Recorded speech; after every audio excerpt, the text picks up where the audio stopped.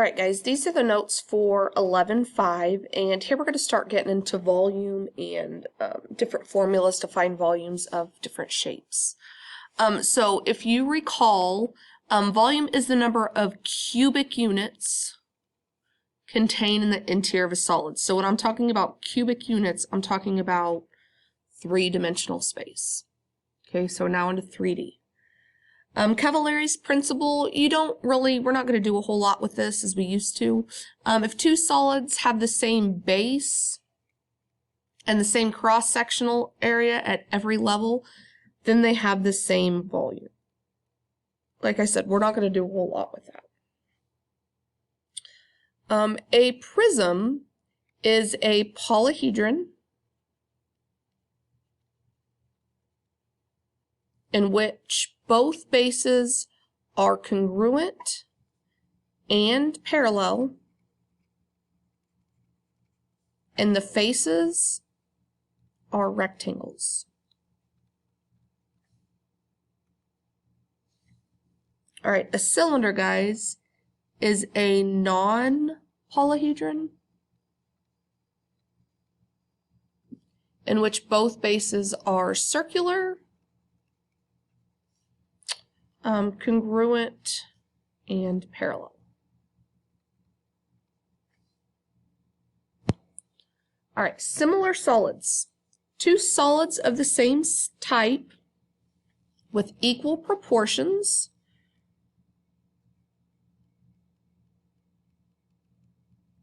of corresponding linear measures. Okay, and then density is just the amount of mass that an object has in a given unit of volume.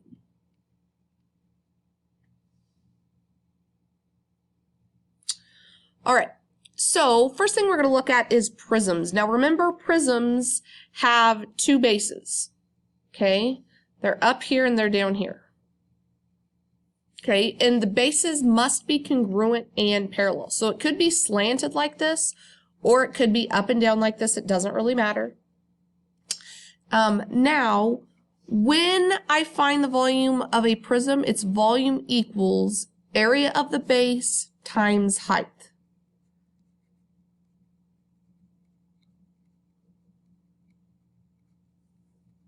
Okay, and we want the height, the straight up and down height. Okay, and then the area of the base, guys, this formula here will be determined on what shape the base is. So we could have a triangular pyramid, or a triangular prism, sorry, and the base, we would find it by 1/2 base times height. Or we could have a rectangle where it's just length times width.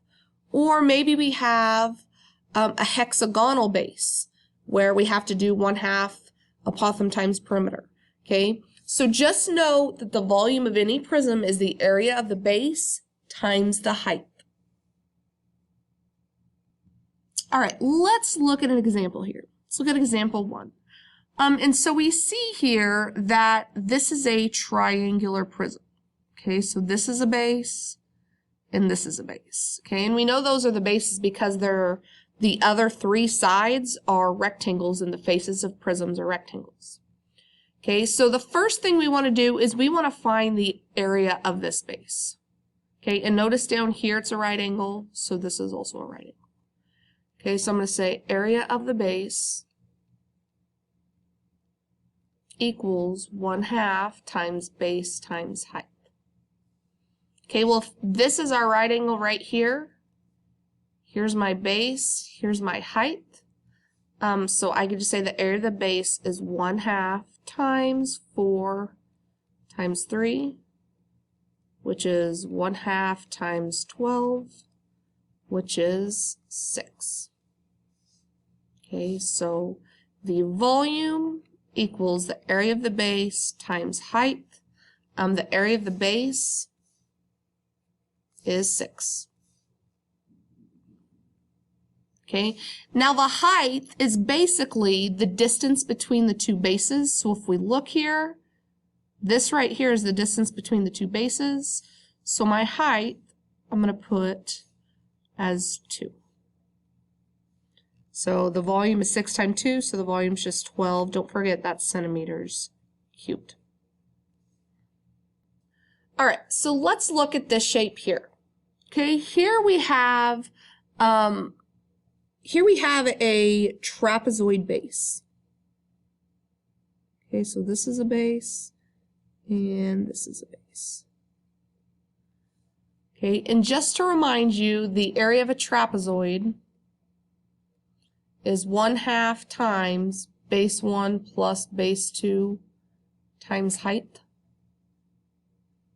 Okay, so the area of trapezoid, the area of the base, is going to be 1/2. Base 1 is 14. That should be a plus. 14 plus my base 2 is right here. And remember, these two bases are congruent. So it's 6 times the height. And when I talk about the height, I'm just looking at the trapezoid. So my height is right here, which is 3. Okay, so the area of the base is 1/2 times 20 times 3, which is 1/2 times 60, which is 30. Okay, so the area of the base is 30. Okay, so I have the volume of this is area of the base times the height. Okay, well the area of the base is 30, so I'm going to replace this with 30. And the height, guys, is the distance between the two bases. So the height is just 5. So the volume here is 30 times 5, which is 150 centimeters cubed. All right, so prisms and cylinders basically have the same formula, okay? So the volume of a cylinder is the area of the base times the height. And once again, we're talking about the height like the straight up and down height, not the slant height. Okay, but cylinders are actually easier than prisms because all cylinders have a circular base. So the area of the base is always pi r squared. Okay, so the volume of a cylinder is pi r squared times h always. All right, let's look at example here. We have some cylinders. So volume equals pi r squared times h. All right, if I look over here, volume equals pi times my r is 9. My height is 6. So it's just pi times 81 times 6. And if I want to write this properly as exact, 81 times 6 is 486. So 486 pi. This would be my exact answer. If I want it rounded to the whatever decimal place, I'd put it in my calculator and I'd get roughly 1526.8, and that would be feet cubed. Okay, so depending on what Big Ideas wants, one of these would be your answer. All right, let's look at example B. So once again, my volume is going to equal pi r squared times h. Okay, here's my radius right here. And my height is 7. So my volume is pi times 4 squared is 16 times 7. To give me my exact volume, I would get V equals 16 times 7 is 112. This would be exact. Or if I put 16 or 112 pi into my calculator, I would get roughly 351.86. This would be rounded. And then make sure you put your centimeters cubed with it. So whichever one it wants, here are your answers. All right, I want you to go ahead and try A and B on your own. Notice that the shape of the base here is a triangle, so use that. and then we'll go over it. All right, on the triangular prism, you find the area of the base, so you'd use 1/2 base times height, since we're talking about the triangle, and we're using the base and the height of just the triangle. Okay, so that's 9 and 5. So you plug that in, you get the area of the base is 22.5. So then when you find the volume of this, we use the area of the base times height, which is 22.5. The height right here is 8, and you should get 180 meters squared. Okay, now on B, we just use the formula volume equals pi r squared times h. And here's our r, here's our h. So when we plug it in, we get this. Now you should have gotten 896 pi if you're getting an exact answer, or if you're rounding and you plug pi into your calculator, you should get 2,814.87 roughly. And don't forget the units. This should be cubed, not squared. And this should be cubed, not squared.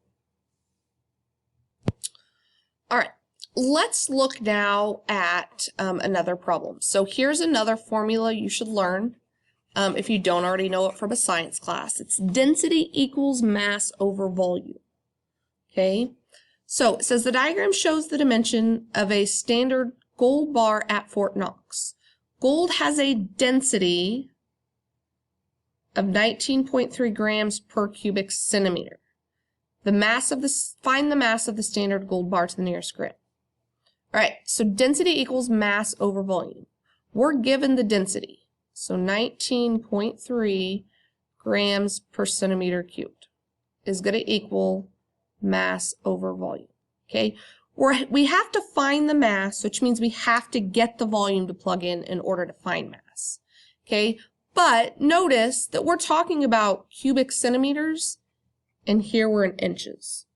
Okay, so they're 2.54 roughly centimeters per inch, so I'm just going to go and change these all to centimeters by multiplying by 2.54.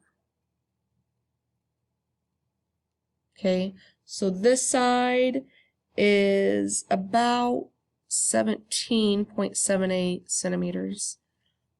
This side is roughly 9.2075 centimeters, and this side is roughly 4.445 centimeters. Okay, so these are my new dimensions, which are listed in centimeters. All right, so to find the volume of this, guys, this is just like a box, so just length times width times height. So to find the volume, I'm just going to take 17.78 times 9.2075 times 4.445.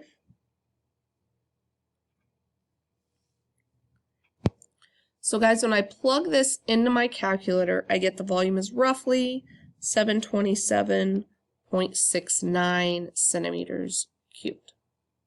Okay, so I'm going to go ahead and plug that in for the volume. 727.69 centimeters cubed. All right, now notice my density is grams per centimeters cubed, which means my mass has to be in grams because this is already centimeters cubed. Okay, so if I want to solve this problem, I multiply by the denominator, 727.69 times 727.69, and I get 14044 roughly 0.4. Well, it says to the nearest gram, so I'm going to write my final answer as 14,044 grams.